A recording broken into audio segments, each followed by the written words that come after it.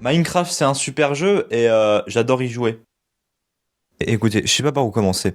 Minecraft, c'est le jeu de ma vie et je pense que ça mérite une vidéo entière juste pour lui rendre hommage. Je sais que beaucoup de gens pourraient croire que c'est de la nostalgie et en vrai, ils ont pas totalement tort. Donc je vais sûrement perdre en subjectivité, mais au pire merde. Frère, j'ai juste beaucoup trop envie d'en parler. Putain. Alors j'ai déjà fait une vidéo sur les jeux vidéo en août, c'est vrai. Mais déjà, je vous interdis d'aller la voir, c'est une horreur absolue. Et aussi, je pense très sincèrement que je pourrais pas me retenir éternellement de parler de Minecraft sur une vidéo entière. Genre, Minecraft a construit mon enfance. J'y joue depuis que j'ai 7 ans, bordel. Et aussi, sous la pression de certains amis que je nommerai pas, je suis dans l'obligation légale de sortir cette vidéo. Avant que je commence à jouer à Minecraft, toute mon expérience des jeux vidéo, c'était juste les jeux Mario et quelques jeux PlayStation 2 du style Hey-Toy ou Circuit Blaster. J'y jouais avec ma famille et c'était plutôt sympatoche. Mais si vous voulez savoir comment j'ai découvert Minecraft, c'est dans la vidéo maudite. Mais vu que je refuse de vous infliger ça, voilà un petit extrait en vitesse x 1,75. Profitez bien. J'ai découvert Minecraft quand j'étais chez un pote qui se nomme Gabriel. C'est le plus gros no-life que je connaisse et à l'époque sur son iPad il jouait à Minecraft. Et moi j'étais intrigué. Je lui ai dit c'est quoi ton jeu là? Il me dit c'est Minecraft Lite. Waouh trop bien. Donc ouais, pour préciser un petit peu, j'ai commencé à jouer à Minecraft dans la période 2013-2014. C'est-à-dire en pleine expansion de YouTube. Genre, c'était l'âge d'or de Cyprien, de Norman. Ouais. Mais Minecraft n'a pas été créé en 2013 en fait, il est sorti en 2009. Une superbe année où nous avons eu des super événements comme la sortie de Wii Sport Resort ou le festival de ski en Isère, mais surtout la sortie de Minecraft.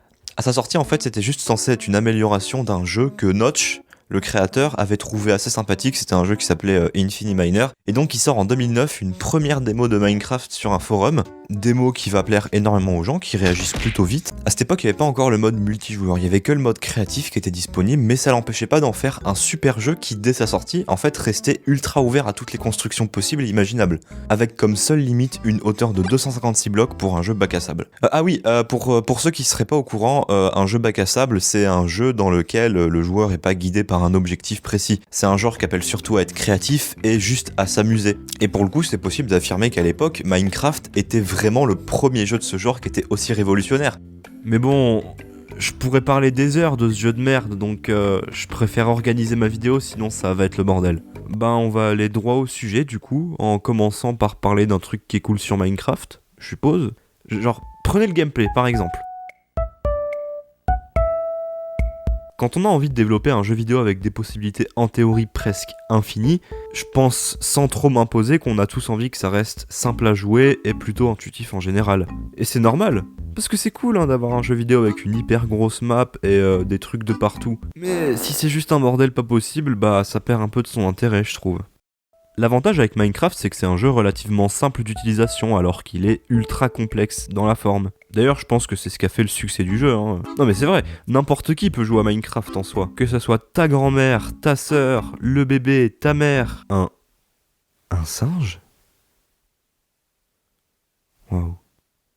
Et aussi pouvoir jouer sur n'importe quelle plateforme. Genre, regardez sur quoi Minecraft est disponible. Comme je l'ai dit tout à l'heure, en 2009, avoir un jeu avec un monde aussi gigantesque, complètement généré aléatoirement, avec la possibilité de faire n'importe quoi dessus, c'était un énorme renouveau du modèle classique du jeu open world. Oui, on peut le dire, Minecraft a révolutionné le genre, en offrant un monde entier de création à construire. Je veux dire, n'importe quel bâtiment de merde peut être reproduit dans ce jeu.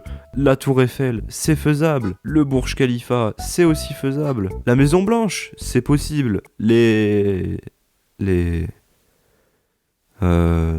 Ouais. Alors avec tout ce panel de possibilités qui permettent de construire, c'est facile d'en arriver à des conclusions qui, des fois, paraissent un peu abusées. Mais en fait, c'est plutôt justifié. Par exemple, avec tout ce que je viens de vous montrer, c'est carrément possible de considérer que Minecraft, c'est un support artistique. Genre, ok, c'est peut-être un peu fort comme terme, mais matez ça. Ou ça. Tout ça, ça a été créé sur des mois de travail, d'imagination en général et à la main, assemblé par des millions de blocs qui sont placés au millimètre près. Je veux dire, si ça c'est considéré comme une forme d'art révolutionnaire, je pense sans prendre de risque que Minecraft aussi est légitime pour être considéré comme un médium artistique. Tu démarres le jeu, tu crées ta partie, tu te mets en mode créatif, tu ouvres ton inventaire, oh, ça fait beaucoup de blocs. Waouh. Tellement de possibilités. Le joueur est pas seulement autorisé à construire ce qu'il veut, non, il est invité à le faire avec tous ces matériaux qu'on lui met à sa disposition. Et entre autres avec l'aspect très reposant du fait de poser des blocs comme quand t'as 6 ans et que tu joues au Lego, tu passes juste un bon moment et tu te retrouves pendant des heures à détailler ta petite maison de merde. Mais assez parlé du gameplay. Maintenant qu'on s'est échauffé, on va parler de la musique. Oui, je vais faire un point sur la musique de Minecraft parce qu'on dira ce qu'on voudra, mine de rien, n'importe quel terrien de la Terre a déjà entendu cette mélodie. Ou celle-là. De manière plus générale, la musique dans les jeux vidéo, c'est le genre de sujet sur lequel je pourrais parler pendant des heures sans m'arrêter tellement le topic est vaste à aborder. Que ça soit l'énergie d'une musique de Mario Bros, l'ambiance épique d'un OST de The Witcher, ou l'atmosphère d'une sérénade dans Ocarina of Time. La musique dans les jeux vidéo, c'est un domaine intemporel, et bien sûr, ça impacte directement la façon de jouer et les souvenirs que tu tireras du jeu en question. Et autant, pour Minecraft, j'ai l'impression que c'est un cas à part. Mais peut-être que je suis biaisé, pas objectif, que je suis juste un gros péteur, chieur, pisseur, éjaculateur nostalgique. Donc par curiosité, j'ai demandé à d'autres gamers ce qu'ils pensaient de la bande-son de Minecraft, s'ils aimaient. Trop de souvenirs, je kiffe. Elle est insane. D'écouter l'OST là, ça me fait revenir tellement de souvenirs. Quand je réécoute la soundtrack de Minecraft, j'ai des vrais souvenirs de moi qui jouais quand j'étais plus petit. Nostalgie. Je me touche parfois dessus. Zéro fan.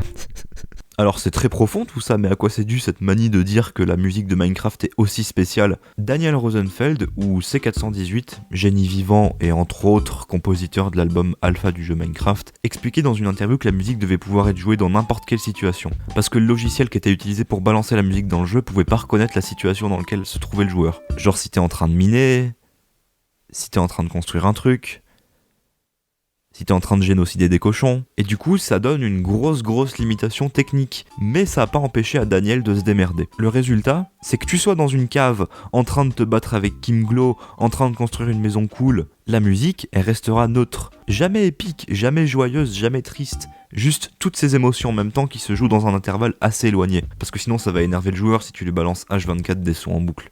90% du temps, le jeu sera silencieux et il y aura aucune musique. Et d'un coup... Oh, j'adore ce truc, putain. Évidemment que la bande son est pas impeccable et que la plupart du temps c'est surtout la nostalgie qui parle, mais je pense que la musique de ce jeu est juste spéciale, elle sort du lot. D'ailleurs le résultat serait pas forcément le même si c'était le compositeur de je sais pas, Doom qui s'occupait de Minecraft. Bonjour à tous les amis, aujourd'hui on va faire un petit let's play sur Minecraft, c'est parti. Alors attendez, je vais juste augmenter un peu la musique. Tac. Voilà. Donc je disais, on avait notre maison à faire. C'est juste... Écoutez, je sais que je force beaucoup, mais putain, ce jeu c'est toute mon enfance, et je pouvais pas ne pas faire de vidéo dessus. Je sais que beaucoup de personnes seront pas forcément d'accord avec ce que j'ai dit, et si vous en faites partie, alors n'hésitez pas à m'écrire dans les commentaires en quoi vous n'êtes pas d'accord. Et aussi des détails sur ce que ça fait de vivre avec un QI inférieur à la moyenne. Connard. J'aurais pu parler de la redstone ou du mode online ou encore parler en détail du mode survie. C'est pas un jeu parfait, la version Java lag pas mal sans raison et l'optimisation est pourrie. Et aussi, je dois bien l'avouer, mais au premier regard, c'est loin d'être un beau jeu graphiquement. Et la communauté est vraiment très agréable. Mais c'est objectivement un jeu exceptionnel, parce qu'il est à la fois simple et complexe. Enfin, merde quoi, allez y jouer, niquez vos mères à un moment. Non mais sérieux, le jeu il vaut 20 balles quoi, c'est rien 20 balles.